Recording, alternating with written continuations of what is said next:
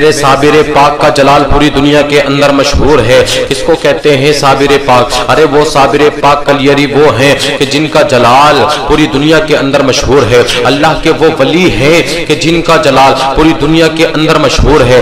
ایسے اللہ کے مقرب بندے ہیں۔ اللہ اکبر کبیرہ۔ یہی شمس الدین ترک پانی پتی ہیں۔ ایک دن حضور صابر پاک سے سوال کر دیتے ہیں کہ حضور مجھے سمجھ میں نہیں آتا کہ بقا کسے کہتے ہیں اور فنا کسے کہتے ہیں، حضور آپ بتائے تو صحیح کہ فنا کسے کہتے ہیں اور بقا کسے کہتے ہیں۔ حضور صابر پاک نے ارشاد فرمایا اے شمس الدین وقت آنے پر بتا دوں گا کہ فنا کسے کہتے ہیں اور بقا کسے کہتے ہیں۔ تو میرے حضور غوث پاک نے ارشاد فرمایا جب آپ کے وصال کا وقت قریب آیا تو آپ نے شمس الدین ترک پانی پتی کو بلایا اور بلانے کے بعد میں ارشاد فرماتے ہیں اے شمس الدین جب ہمارا وصال ہو جائے تو ہمیں غسل دینے کی ضرورت نہیں ہے، کفن دینے کی ضرورت نہیں ہے، اور ہمیں ہمارا حجرہ بند کر دینا سب غیب سے ہو جائے گا، اور پھر ہمارا جنازہ پڑھانے کی بھی ضرورت نہیں ہے۔ شمس الدین ترک پانی پتی کہتے ہیں حضور تو پھر نماز جنازہ آپ کی کون پڑھائے گا؟ آپ کی جنازے کی نماز پھر کون پڑھائے گا؟ حضور صابر پاک نے ارشاد فرمایا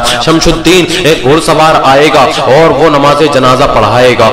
اللہ اکبر کبیرہ۔ جب صابر پاک کا وصال ہو گیا تو پھر لوگوں نے دروازے کو بند کر دیا۔ کمرے کے اندر آپ کے حجرے میں جب آپ تھے تو آپ کے حجرے کے دروازے کو بند کر دیا گیا۔ لوگوں نے جب دروازہ بند کر دیا تو اندر سے غسل کے پانی کے چھلکنے کی آوازیں آنے لگی، پانی کے گرنے کی آوازیں آنے لگی، پانی کے گرنے کی آوازیں آ رہی تھی، پانی کے چھلکنے کی آوازیں آ رہی تھی۔ جب آوازیں آنی بند ہو گئی، پانی کے گرنے کی آوازیں آنی جب بند ہو گئی تو لوگوں نے جب دروازہ کھولا، جب دروازے کو کھولا تو دیکھتے ہیں حضور صابر پاک کفن کے اندر موجود ہیں۔ اللہ اکبر کبیرہ۔ آپ کے جسم انور پر کفن موجود ہے اور آپ کفن کے اندر لپٹے ہوئے ہیں۔ اللہ اکبر کبیرہ۔ یہ صابر پاک کی شان ہے، یہ حضور صابر پاک ہے، یہ اللہ کے ولی ہے۔ اللہ اللہ۔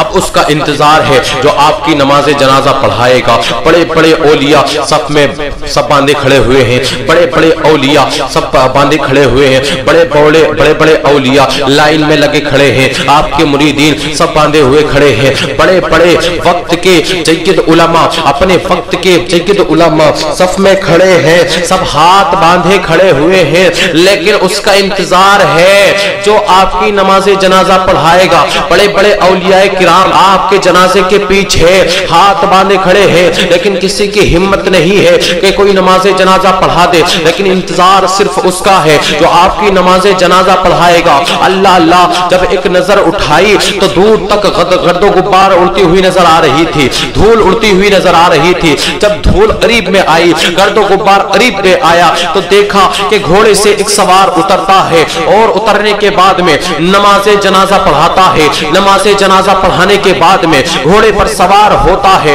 ہونے کے بعد میں پھر وہ جب اپنی سواری کو بڑھاتے ہیں، جیسے ہی آگے بڑھنے لگتے ہیں، جیسے ہی آگے بڑھتے ہیں، شمس الدین ترک پانی پتی پڑھ کر کے آگے بڑھ کر کے قدموں کو پکڑ لیتے ہیں، دامن کو پکڑ کر کے عرض کرنے لگتے ہیں حضور یہ تو بتائیے کہ آپ کون ہے؟ آپ نے جس کی نماز جنازہ پڑھائی ہے کہ آپ کو پتا ہے کہ یہ کون ہے؟ یہ اللہ کے وہ ولی ہے کہ جن کا جلال دنیا میں مشہور ہے۔ آپ نے جس کی نماز جنازہ پڑھائی ہے کہ آپ اس کے بارے میں جانتے ہیں؟ اور حضور آپ یہ بتائیے کہ آپ کون ہیں کہ جب کل کو میرے صابر پاک کی تاریخ لکھی جائے گی تو لوگ مجھ سے پوچھیں گے کہ خلوت میں تو ساتھ رہا، شمس الدین جلوت میں تو ساتھ رہا، صبح میں تو ساتھ رہتا تھا، دوپہر میں تو ساتھ رہتا تھا، کھانے کے وقت تو ساتھ رہتا تھا اور رات کو تو ساتھ رہتا تھا، یعنی کہ صبح و شام خلوت میں جلوت میں سفر میں حضر میں تو ہی ساتھ رہتا تھا۔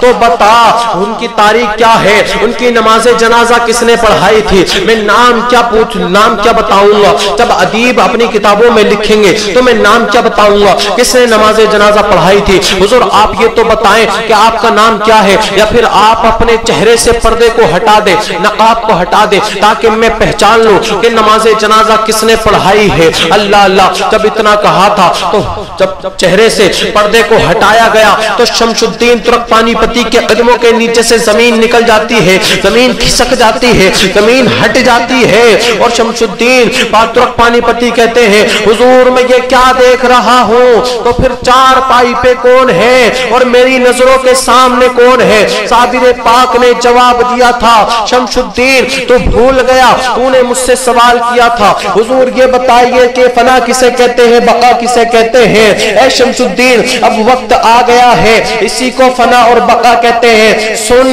वो जो चार पाई पे लेटा हुआ है उसको फना कहते हैं और जो तेरी आंखों के सामने मौजूद है उसको बका कहते हैं।